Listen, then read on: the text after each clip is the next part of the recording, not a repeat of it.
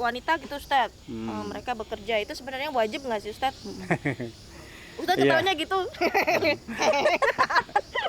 Karena sekarang ini banyak banget Iya, perempuan-perempuan yang pengen mandiri Ustadz Mandiri, ya, Ustadz. pengen membantu suami. Walaupun dapat gitu. finansial dari suami gitu ya Ustadz, tapi kan setidaknya Iya. dia punya Pengen jajan sendiri gitu ya, pengen beli gamis sendiri ya nggak sih? kalau saya Iya. minta beli nih kayaknya. Beli skincare sendiri gitu Iya, bilangnya benar, Ustadz, Ustadz. biar nggak minta-minta sama suami. Itu gimana kalau dalam Islam tuh Ustadz? Iya, saya dulu waktu nikah itu. Dulu zaman Iya, muda Ustadz. waktu nikah itu Saya Kan- demen nih kalau denger gini. berarti sudah 27 tahun yang lalu. Masya Allah, Allah. 27 tahun. Istri saya tuh PNS, pegawai negeri, guru dia. Saat saya boyong gitu ya dari Samarinda ke Bontang, mertua tuh bilang, "Nak Dedi," katanya, "jangan kecewakan saya ya." Katanya. "Apa Bu?" Ya. Petua. Iya. Apa Bu? Ya, biar ini apa? Istri saya dipanggilnya sama ibunya tuh Ita, namanya Rita. Tapi orang Kutai itu biasanya kan dipendek-pendek, jadi Iya. nama aslinya bahkan samar nggak ketahuan. Gitu. Ita gitu. Kita nih nggak usah keluar lah jadi PNS, jadi guru. Saya bilang ya Bu, insya Allah gitu. Ya saya jalani saja. Punya anak satu masih ngajar, punya anak dua karena jaraknya dekat cuma 20 bulan itu udah mulai terganggu. Saya bilang sama istri, ya karena ini terganggu nggak enak juga dong kita dapat penghasilan tapi kita nggak kerja gitu. Akhirnya diuruslah keluar, dan mengurusnya pada saat itu untuk ngurus keluar jadi PNS itu susah banget waktu itu di tahun 90-an ya. Ya itu, saya jalanin saja. Kemudian ya saya jalanin, dan istri akhirnya ya memang keluar dari PNS itu. Dan alhamdulillah ya, saya tuh ini biar cerita biar ada gambaran saja. Saya tidak harus menjawab dengan narasi terlalu teoritis gitu. Ini pengalaman aja. Dan saya tuh nikah kan usia di 30 tahun ya. Penghasilan saya dari awal sampai kerja tuh insya Allah lah di atas rata-rata, tapi tidak punya tabungan. Tidak punya apa-apa. Waktu nikah tuh saya punya motor yang namanya motor Honda Grand yang belakangnya tuh kayak kura-kura. Iya. Zaman dulu banget Ada tuh ya. satu ya. Jadul banget pokoknya Ustadz. Betul. Terus nikah gitu, rumah juga masih sewa. Itu punya anak satu, punya anak dua.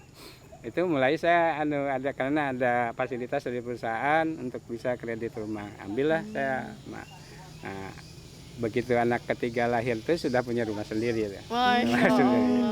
Rumah Jadi sendiri. berarti harus punya anak ketiga dulu ya. Jadi Sampai anaknya berapa? Baru 2. Berarti biar punya rumah harus bikin anaknya yang 3. Ingat itu. Jangan sampai anak satu ya Ustadz ya. Betul, jadi betul juga kata orang tua dulu ya. Banyak anak banyak rezeki ya Betul Ustadz. itu, jadi memang bisa dibuktikan karena Tambah membawa dah. rezeki. Tambah. Udah gas. Jadi saya anak 3 sudah punya rumah, kendaraan juga rodanya udah jadi 4. Anak 3 itu ya. Anak 3 ya. Anak Berarti 3. tambah nih harus nambah-nambah nih, kejar-kejar Tapi ini, Mas. saya itu baru mampu belinya dulu mobil second ya masih, tapi sudah roda 4. Oh iya benar. Penting bisa Agak di-hiking, ya Ustadz Ustadz ya. ya. Agak sedikit udah roda 4 bro gitu ya. Iya, Ustadz ya. tahun 2000 saya nikah tahun 93 ya. Saya baru lahir Ustadz ya. 3 saya soalnya TK. Apa? Iya. Saya baru lahir Baru ya. lahir ya? Oh iya benar. Berarti seusia anak saya loh. Iya Kak Anak Ustadz. saya 94, nomor pertama baru nikah kemarin. Berarti saya tua setahun ya Ustadz. Paling iya. ya beda ya. Betty lah, beda Betty. iya. Nah, itu begitu anak keempat, saya udah ganti tuh mobil baru, betul-betul beli dari yang baru lah ya. Pertama itu 2005. Pokoknya keluar pertama Avanza baru tuh ya saya beli itu. Anak 4 dah. Terus sekarang Dirimu Ustadz PR-nya masih 3 berarti. Nah, ya Sekarang Ustadz anaknya terus berapa? anaknya total 4. Mau nambah lagi nggak, Ustadz? Biar nambah rumah gitu Ustadz. Kayaknya Saya jadi anak angkat nggak apa-apa. Berat dah ngangkat kamu dah. enggak, saya cerita ini aja lah supaya memotivasi bahwa nanti punya mungkin anak banyak gitu, anak banyak itu dia mau bawa rezekinya masing-masing. Iya, betul, Hanya Ustadz, betul. perantaranya itu melalui saya mungkin ya. Melalui saya. Tapi dia udah bawa rezeki. Saya punya itu, kemudian juga tempat tinggal juga tambah dan sebagainya ya. Sekarang saya punya. Tempat tinggal tambah tuh maksudnya nambah 2 gitu Ustadz. Maksudnya saya bukan mau menyampaikan bahwa Allah itu sudah menjamin ya bahwa rezeki itu sudah dijamin. Hanya saja kita perlu membuka pintu-pintunya itu. Iya benar. Nah, pintu-pintunya itu ada yang melalui jalur keluarga tadi. Semakin banyak tambah keluarga kita. Ada juga orang yang membuka usaha. Kembali tadi ya, keluarga, apa yang saya yakini di awal itu loh. Saya kan termasuk yang telat. Sampai saya di perusahaan dulu itu suka ngantar-ngantar para mubalik ya dari berbagai kota di luar Kaltim itu. Sampai salah satunya masih hidup sekarang, Kiai Haji Atian Ali dari Bandung. Beliau menyampaikan ketika saya antar, kamu udah nikah belum? Saya bilang waktu itu masih usia di 26. Belum, Ustaz. Apa yang menjadi masalah? Saya belum siap seperti apa katanya. Saya bilang, saya kalau melihat antri di rumah sakit gitu ya, ibu-ibu, terus bapaknya, saya belum siap. Terus saya ngantar istri ke rumah sakit harus ngantri dan sebagainya. Oh gitu ya. Kata Ustaz tuh, kalau orang belajar renang, katanya, kalau nggak pernah basah-basah tuh nggak akan bisa renang. Nah, Harus jadi nyemplung dulu ya Ustaz. akhirnya kan saya di usia 30 saya nikah dan saya punya anak dekat jaraknya semua. Ternyata ketika saya antri di rumah sakit itu nikmat luar biasa. Nikmat betul. Jadi nganter saya sebagaimana keluarga yang lebih senior dari saya yang antri di rumah sakit, yang kemudian di awal itu ketika saya bujangan melihatnya beda gitu. Setelah berkeluarga tuh itu sebuah kenikmatan sendiri, bahwa memang keluarga itu selain tadi bisa menjadi sarana untuk membuka rezeki dari Allah, juga bisa membahagiakan. Dan yang terpenting adalah untuk menyempurnakan agama kita. Karena semuanya ada di situ. Benar. Berarti tadi jalan pintu rezeki itu dari keluarga, pengusaha, dan warisan. Ketiga ya. Takdirnya. Saya nggak ada warisan ya saya tuh. Jadi gitu ya. Berarti memang yang pertama tadi kita bahas ya, tuh pertama tuh niat dalam ibadah itu penting banget ya Ustadz ya. Ya walaupun ibaratnya menyambut tadi pertanyaan netizen pertama ya tentang dia harus bekerja tapi nggak bisa melaksanakan tarawih secara setiap hari gitu. Tapi karena dia niatnya kerjanya untuk ibadah, insya Allah juga dapat pahalanya juga Ustadz ya. Dan kan kalau kita misalkan itu ya Ustadz ya, namanya tarawih itu kan nggak meski harus di habis isya ya, bisa juga di pertiga malam. Itu juga kan bisa dilakukan ya Ustadz ya. Jadi tarawih itu sebenarnya salah satu ibadah yang waktunya sangat panjang. Mulai dari ibadah salat isya sampai dengan menjelang salat subuh, panjang sekali. Dan tarawih itu sebenarnya kegiatan salat yang dilaksanakan secara santai. Jadi makanya kemudian kan setiap biasanya yang lazim di Samarinda ya, setiap habis 2 rakaat gitu, harusnya kita bisa santai dulu ya, mulai dari bisa baca lagi Quran, bisa lagi doa, bahkan doanya juga sudah diajarkan. Asyhadu alla ilaha illallah, astagfirullah, Allahumma inna nas'aluka ridhaka wal jannah wa na'udzubika min sakhatika wan nar.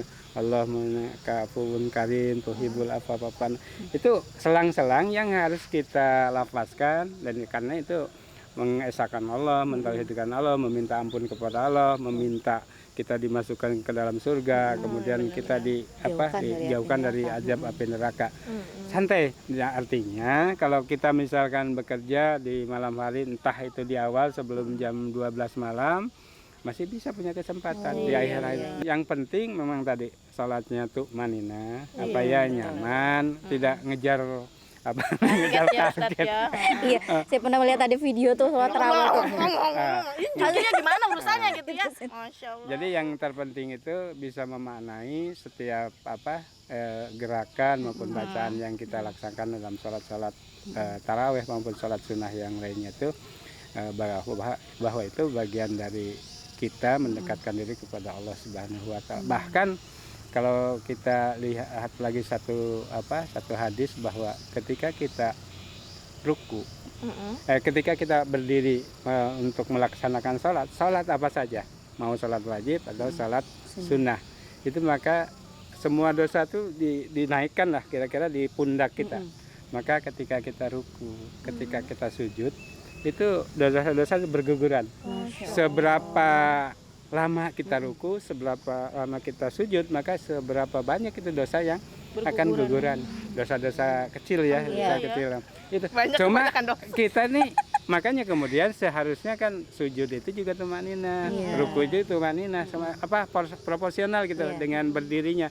Sehingga tadi memberikan kesempatan kita semakin ringan gitu berdirinya. Maksudnya dosa-dosa. Nah, bisa dinikmatin gitu. Artinya ibadah itu makanya kan sebenarnya bukan sebuah beban, karena itu sebagai kebutuhan kita semua, orang-orang yang beriman, dan ternyata manfaatnya kembali kepada kita. Masya Allah, banyak banget ya manfaat yang Iya. kita ambil dari pembicaraan baru satu ya. Iya, baru Kita satu, punya ada tapi puluhan udah ribu loh Ustaz. Belum pertanyaan-pertanyaan yang lain ini ya. Bener, pertanyaan-pertanyaan lain. Nah, makanya untuk teman-teman yang ada di rumah yang nonton video kita nih hari ini, jangan lupa nih di bawahnya ditulis nih apa aja yang mau ditanyain sama Ustaz gitu ya. Betul. Iya. Untuk pertanyaan yang terpilih Benar oleh sekali. kami, maka akan ada hadiah menarik ya untuk teman-teman semua. Gitu, Masya Allah Ustadz, banyak sekali ilmu yang didapat ya Benar, pada hari banyak ini. banget. Jadi kayak tercerahkan gitu ya. Iya ya. Ya Allah Ustadz ya. Ustaz. Makasih banyak ya Ustadz ya hari ini Iya. luar biasa banyak pencerahan ya untuk Mbak Susi juga. Baik Ustadz, terima kasih untuk pertanyaan hari ini. Untuk bincang-bincang santainya Iya, Ustadz ya. benar. Terima kasih untuk waktunya, sudah jauh-jauh datang ke sini gitu. Ini dari Gerimis Manja sampai udah siang banget ini ya. Bener-bener Masya Allah. luar biasa pokoknya. Oke, terima Ya. kasih untuk semuanya yang sudah menonton acara kita pada hari ini. Ya. Mohon maaf apabila ada kata-kata kita yang kurang Betul. berkenan ya Ustadz. Kita mohon Ya. maaf juga ya Ustadz. Sama-sama, ya. sama-sama. Masya Oke, Allah. mari kita tutup dengan wassalamualaikum warahmatullahi wabarakatuh. Waalaikumsalam warahmatullahi wabarakatuh.